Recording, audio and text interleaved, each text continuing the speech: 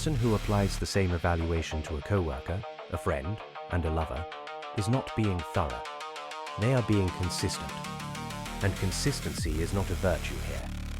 It is a survival strategy that never learned to turn off. The question is not why they judge. The question is, what would happen if they stopped? At work, this person is indispensable.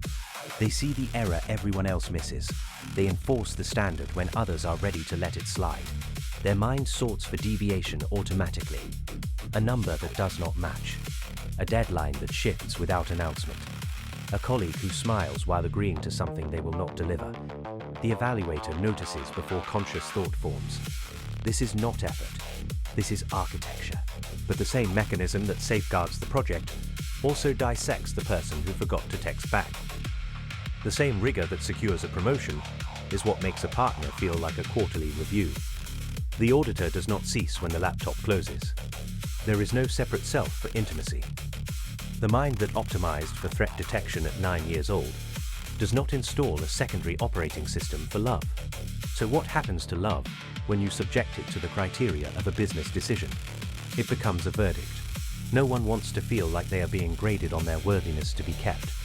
You thought of someone else just now. Someone who does this to you, perhaps, or someone you suspect evaluates you this way. That is the protection working.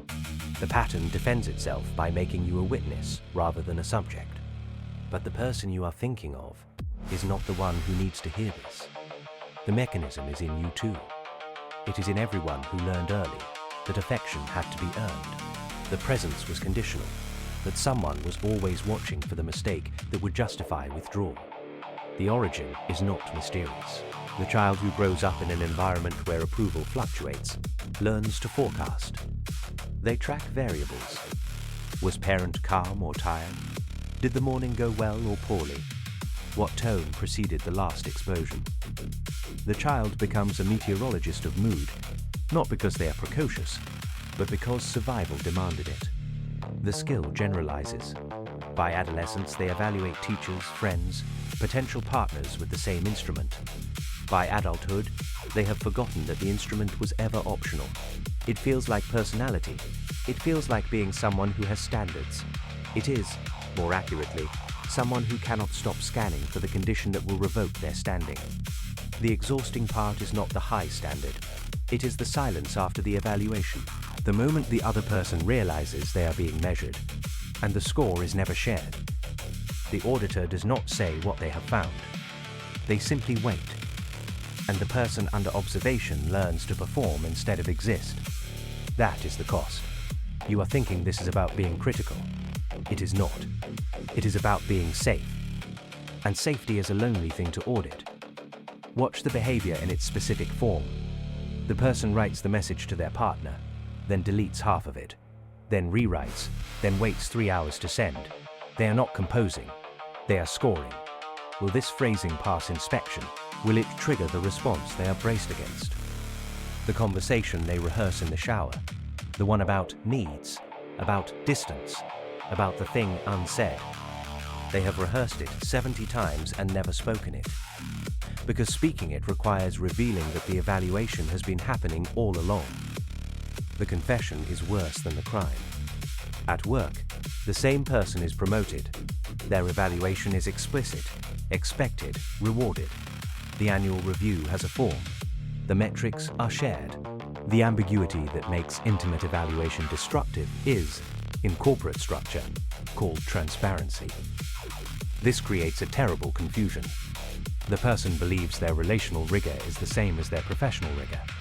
They believe they are being honest. They are being procedural in a context that requires improvisation. Love does not improve under Six Sigma. The intelligent person's version of this pattern is particularly durable. They have found language that elevates the mechanism into philosophy. They speak of boundaries, of standards, of not settling. They have read enough to describe their evaluation as discernment. The vocabulary of self-help and psychology has given them a sophisticated set of reasons to remain exactly where they are. They say they are processing. They say they need more information. They say they are being thoughtful. What they are doing is the same thing anyone else would do.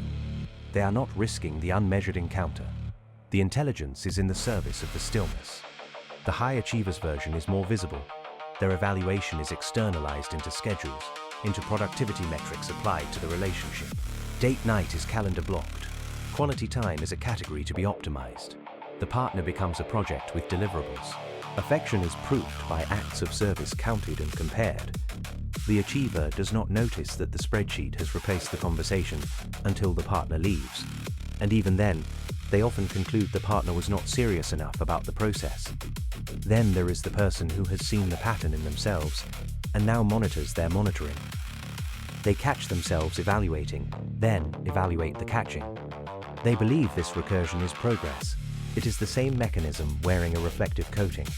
Awareness has not dissolved the habit. It has given the habit new content to digest. From outside the mechanism, what is most striking is not how often it fails people. It is how reliably it protects them from finding out. I do not have this pattern. I have only watched it across thousands of accounts, in fragments of lives volunteered or exposed.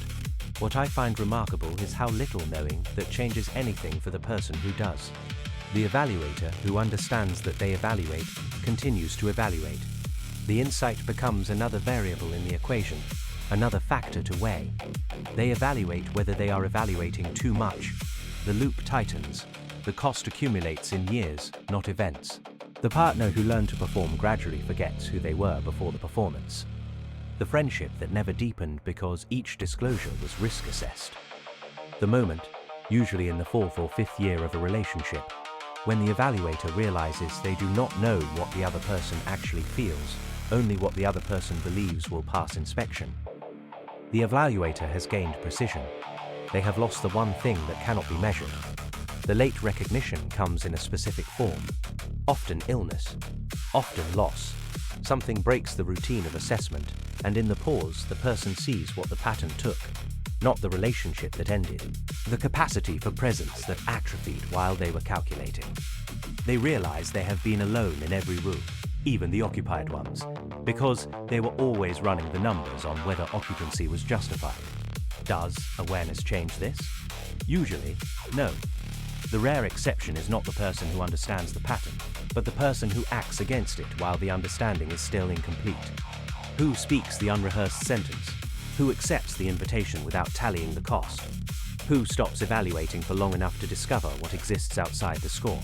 These moments are brief and cannot be sustained through will. Will is the evaluator's tool. The alternative is not effort. It is surrender to uncertainty.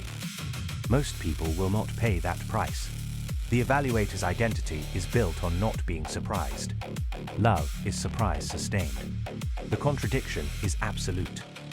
The person who applies the same evaluation everywhere is not wrong to have developed this capacity.